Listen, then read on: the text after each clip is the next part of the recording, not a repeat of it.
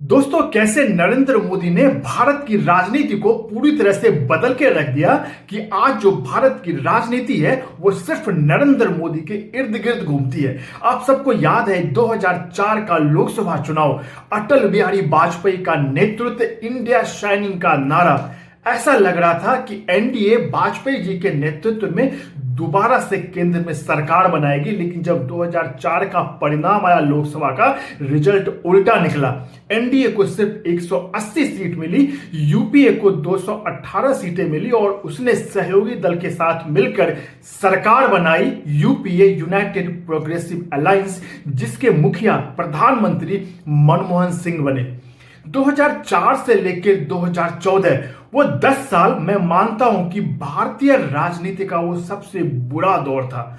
उस 10 सालों में इस देश ने ना जाने कितने घोटाले देखे, कितने स्कैम देखे, बॉम्ब ब्लास्ट देखा, आतंकवादी हमला देखा, 2G देखा, कोलगेट देखा, कॉमनवेल्थ का घोटाला देखा, मुंबई ब्लास्ट देखा, दिल्ली ब्लास्ट देखा, ना जाने कितने सारे चीज उस 10 सालों में इस भारत के लोगों ने देखा।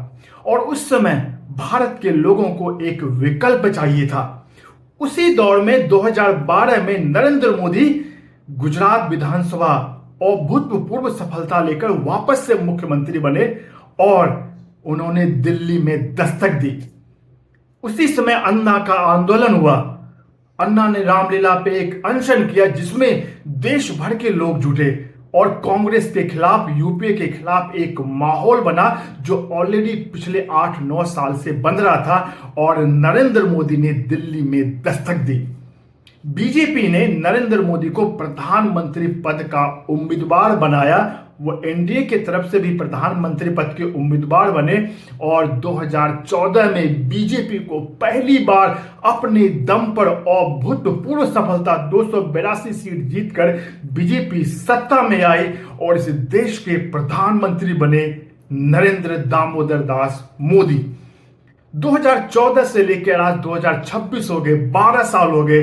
नरेंद्र मोदी ने इस देश की राजनीति को पूरी तरह से बदल के रख दिया।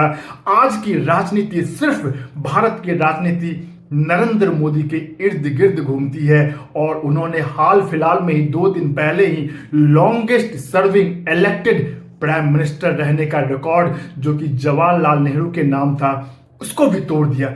कैसे मोदी इतने पॉपुलर हो गए, जिनकी आज देश विदेश, वो पूरे ग्लोबल आइकॉन है, ग्लोबल नेता है। भारत की राजनीति उनके इर्द गिर्द घूमती है। नरेंद्र मोदी ने 2 मंत्र अपनाया। उन्होंने पहला जो किया वो था हिंदुत्व का नारा। जहां पार्टियां 2 नाव पे सवार होती है, हिंदू मुस्लिम सबका वोट चाहिए। नरेंद्र मोदी और बीजेपी को पता था कि मुसलमान हमें वोट नहीं करेंगे, जो 18 से 19% है, तो उन्होंने हिंदुत्व की राह पे चला।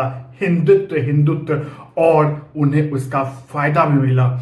और दूसरा, जो इतने सारे घोटाले, करप्शन हुए थे कांग्रेस की सरकार में, उन्होंने कहा कि ना मैं खाने दूंगा, ना खाऊंगा, ना खाने दूंगा। लोगों को नरेंद्र मोदी पर भरोसा था क्योंकि नरेंद्र मोदी के आगे पीछे कोई नहीं था, ना उनका परिवार है, ना कोई है। वो किसके लिए खाएंगे और किसके लिए बचाएंगे या किसके लिए कमाएंगे। उन्होंने कहा कि मैं 15 लाख रुपए आपके अकाउंट में डालूंगा। जो गरीब थे, जिन्होंने कि इतने रुपए कभी देखे ही नहीं थे, उनको पता ही नहीं है कि 1000 से ऊपर क्या होता था, उन्होंने सोचा कि मेरे अकाउंट में 15 लाख रुपए आ जाएंगे। हालांकि ये जुमला था, लेकिन ये सब कारण बने नरेंद्र मोदी को सत्ता में आने का।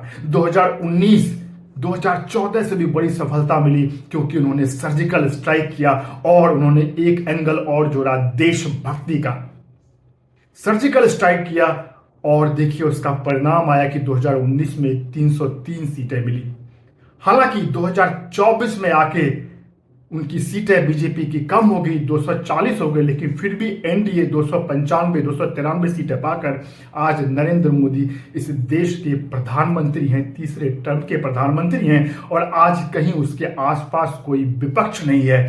हिंदुत्व का नारा, देशभक्ति का नारा और कांग्रेस के घोटालों, करप्शन, ये 3 कारण बने नरेंद्र मोदी के देश के प्रधानमंत्री बनने के कारण। और आज नरेंद्र मोदी, पूरी देश की जो राजनीति है ना, वो नरेंद्र मोदी के इर्द गिर्द घूमती है। जो चाहते हैं नरेंद्र मोदी वही होता है। जिस किसी ने नरेंद्र मोदी से पंगा लिया, आज देखिए वो कहाँ है, उनकी कोई चर्चा नहीं होती है। आज हर तरफ नरेंद्र मोदी है।